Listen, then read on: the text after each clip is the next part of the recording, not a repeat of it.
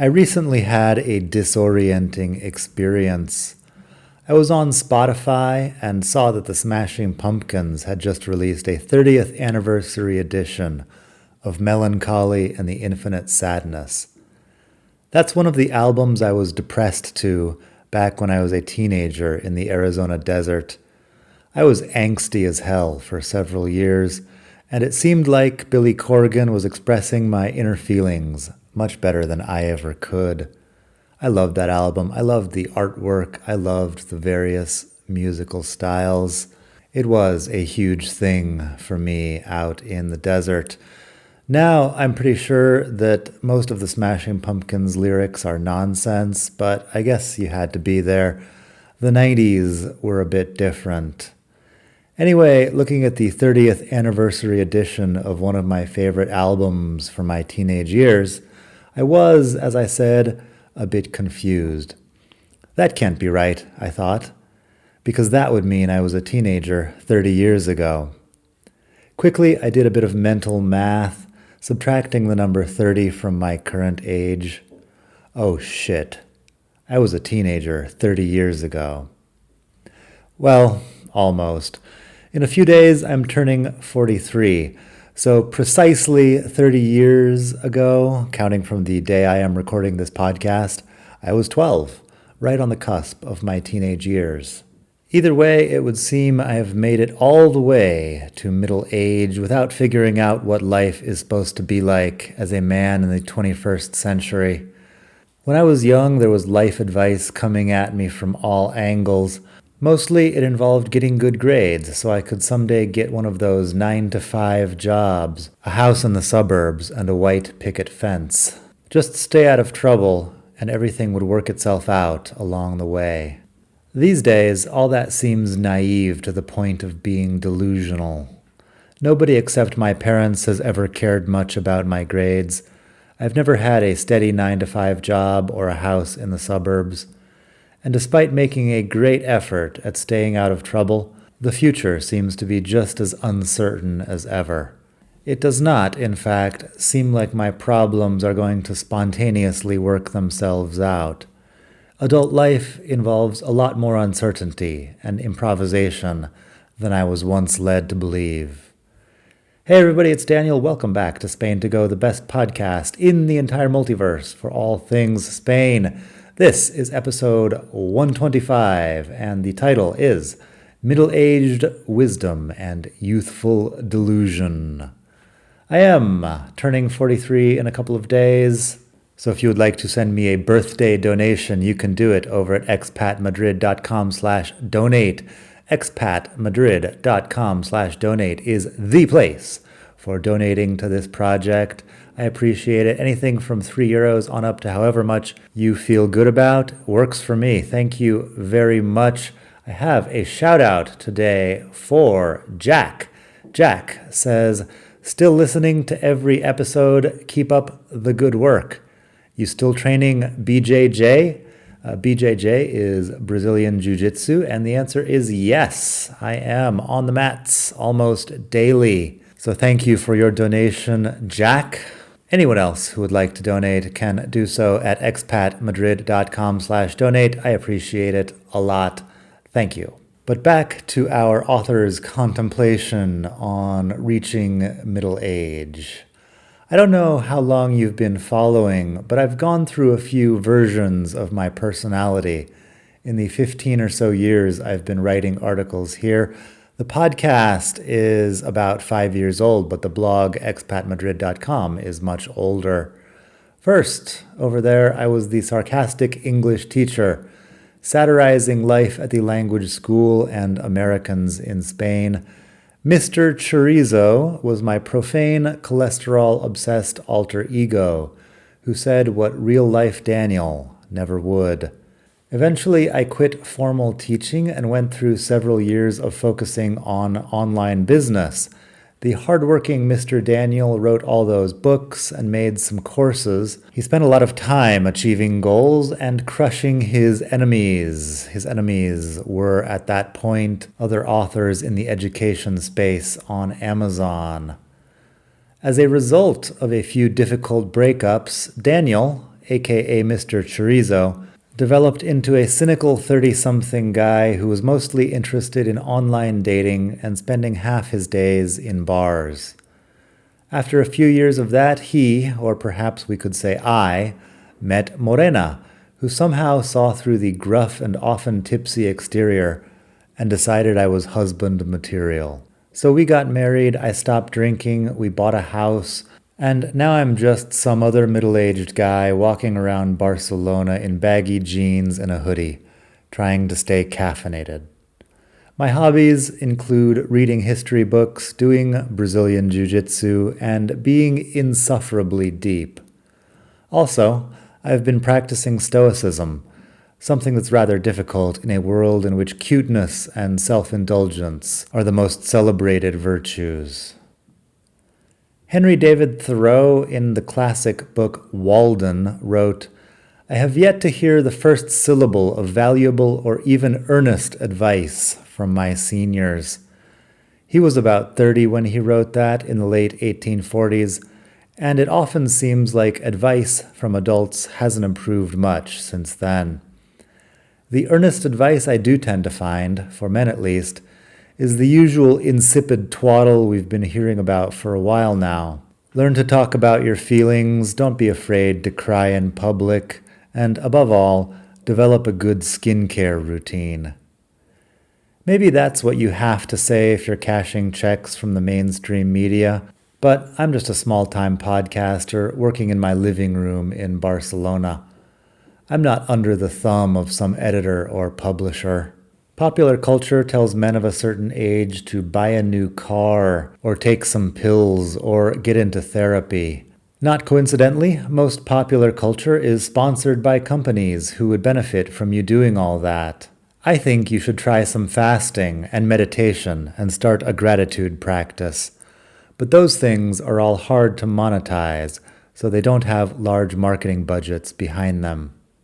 On the other hand, Chris Williamson of the Modern Wisdom podcast has pointed out that all the good advice you need is right in front of you.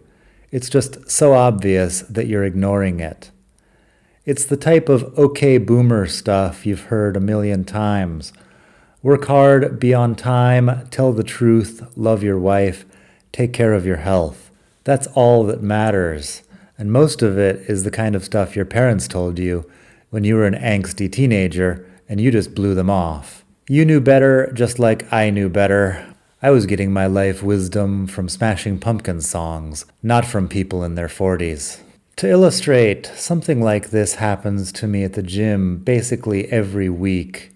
I'm doing jiu-jitsu, so I'm about to fight some 20-year-old, and I notice he's not wearing a mouth guard. You should really get a mouth guard, I say. New teeth are expensive. Yeah, I know. I recognize the look the young guys give me.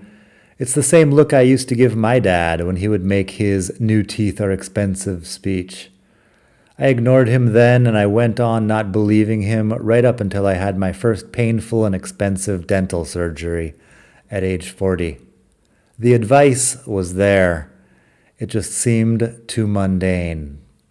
Carl Jung thought that life really does begin at 40. Up until then, he said, you're just doing research.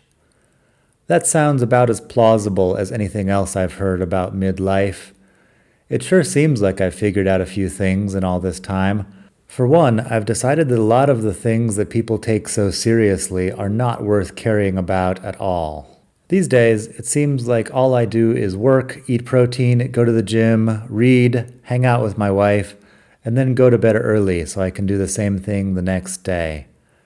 I know it sounds boring, but it's exactly what I want to be doing.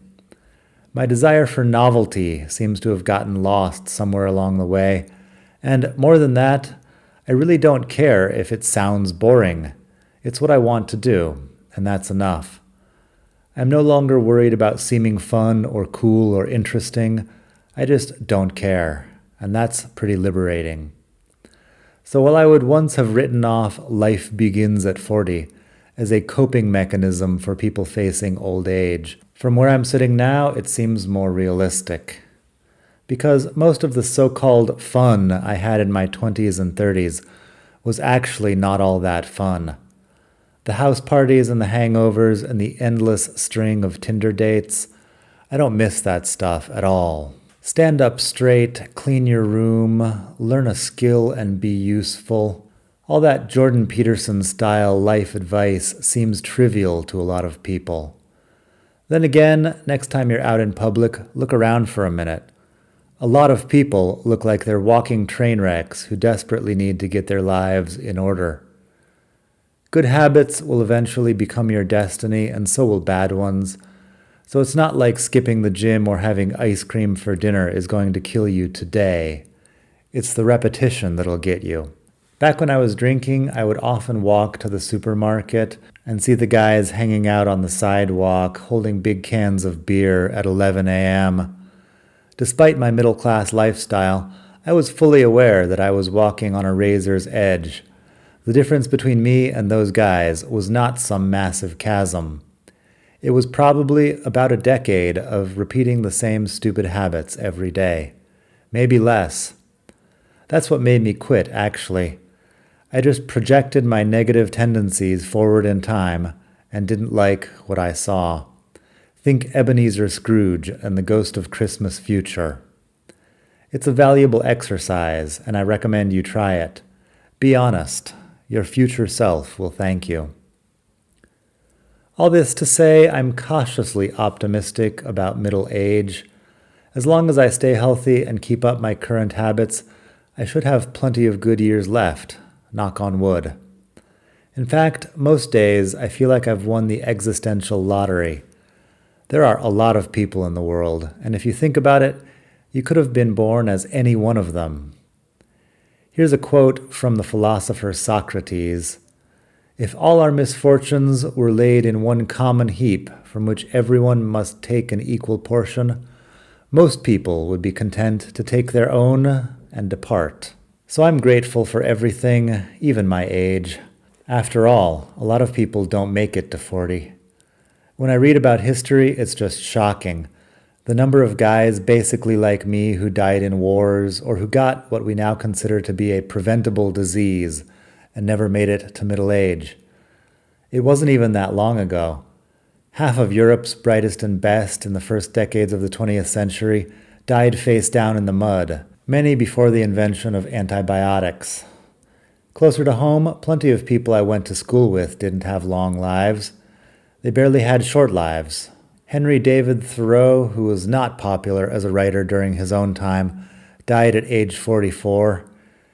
Taking a look at the common heap of the world's misfortunes, like Socrates suggests, I'm more than happy to take my own and depart.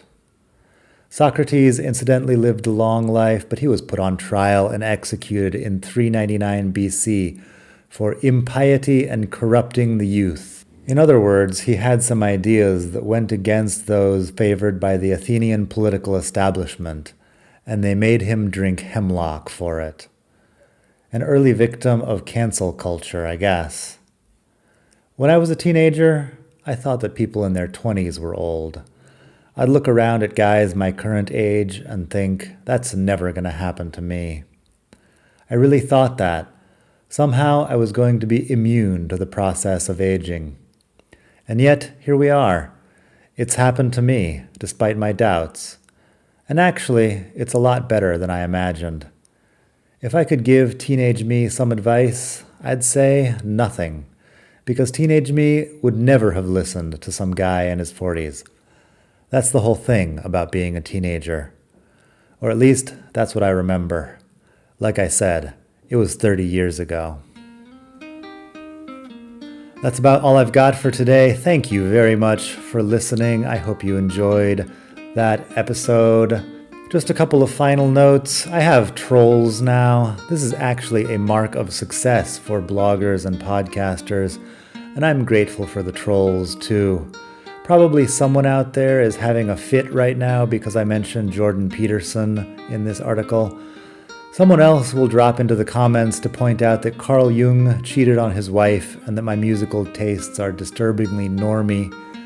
Thanks for the feedback. Also, I don't engage with trolls. So if you're being obnoxious, I will not be responding to you unless I'm in the mood to amuse myself at your expense. But that only happens occasionally. So keep it civil in the comments. I appreciate it. Now that I'm thinking about it, I don't even know how popular the Smashing Pumpkins were. They sure seemed important among my middle school group of misfits and dorks back in the mid-90s. Now they're just a gaggle of funny-looking old people, like everyone else from back then. That's life. Anyway, if you want to know more about 90s music, I've got an article over on expatmadrid.com about the podcast 60 Songs That Explain the 90s. It's one of my favorite things. The article I wrote about it is about my history with 90s music and kind of growing up in the middle of nowhere, being an angsty teenager, that sort of stuff. It's linked in this article about turning 43 down at the very bottom. You can find my article about these 60 songs that explain the 90s podcast. Also, if you like Insufferably Deep Daniel, he shows up around here sometimes. I've got an episode about these stoic virtues and turning 40. That was 3 years ago, and I was starting to contemplate this whole middle age thing. That's episode 29. Sweet Jesus, that was quite a while ago. So you can check that out, episode 29, Turning 40 and Getting Stoic. In that episode, I talk about the stoic virtues, the 4 stoic virtues: wisdom, justice, courage, and discipline. Discipline, also known as temperance, is the virtue I was most lacking at that point. So I did an update, that is episode 93, called Developing Discipline. Just thinking a little bit more about these stoic virtues. A more sophisticated type of troll is probably out there frantically typing up a comment that I'm just another podcast bro who's into jujitsu and stoicism. I'll probably be talking about cold plunges or something soon. Bro, I know, you're right. I am that guy. I'm sorry. I see you and I feel your pain. Maybe pop culture could work on coming up with some better life trajectories for middle-aged guys, because this one is all I've got, and until I find something better, this is what we're doing. You should probably actually listen to episode 53 for that. It's about a podcast bro's journey towards transcendence. And finally, if you want to hear about the whole sobriety thing, go to episode 47. That is called Sobriety and Introvert Hell in Dublin. Sobriety and Introvert Hell in Dublin. Episode 47. That's a pretty good one, if I may say so myself. And one of the things, when you get to a certain age, everybody knows somebody who's got a problem with alcohol and really could use a gentle nudge in a better direction. A couple years ago, I was that person. Almost 3 years ago now, I was that person. Feel free to write me an email if you want to talk about it. It's not something I talk about publicly a lot, but it's definitely something I care about. If you would like to support this podcast, you can. As I mentioned previously, head over to expatmadrid.com/donate, expatmadrid.com/donate, and enter a donation amount. You can also attach a comment, a question, etc. over there, and I will try to answer it in a future episode. I will also give you a shout out. If you just donate whatever amount, I'll give you a shout out in my next episode, whenever that is. Other ways you can support the podcast: you could go to expatmadrid.com/walks. Walks tours organize walking tours in various European countries. They are incredible experiences that you would not otherwise be able to have. I went to the Prado Museum an hour before it opened, and we had a tour with about 5 or 6 people and a guide. It was amazing. That was through Walks Tours. expatmadrid.com/walks. I get a small commission if you sign up over there, so I appreciate it. expatmadrid.com/walks. On a similar note, expatmadrid.com/devour is a link to my friend Lauren's company, Devour Tours. Devour Tours started over 10 years ago, I believe, doing food tours. They're now in several cities in Spain and in the rest of Europe. They're in Madrid, Barcelona, Sevilla, and San Sebastián. I think I could be wrong about that exact list, but Go to expatmadrid.com/devour to find out. I did their Plaza Mayor tour in Madrid several years ago. It was great. And they're also, like I said, in other cities around Europe. Just check out the link, expatmadrid.com/devour. If you're feeling like something very active, head over to biketourinspain.com. Raul at biketourinspain.com has supported the podcast quite a bit. I have a couple of episodes about different bike tours that I've done with him. Those are episode 94, the Extremadura bike tour. That was amazing. It's out in the west of Spain, an area that very few people ever visit. Also, I did the Route of Don Quixote. That is down in La Mancha to the south of Madrid. That is episode 76, Route of Don Quixote bike tour. So you can listen to those if you would like to know more about the bike tours. The important thing is that you use the link exactly as I'm saying it, biketourinspain.com, because there are, of course, other companies with similar names. Talk to Raul over there. He will be happy that I sent some business his way. Just tell him that Daniel from the Spain to Go podcast sent you. biketourinspain.com.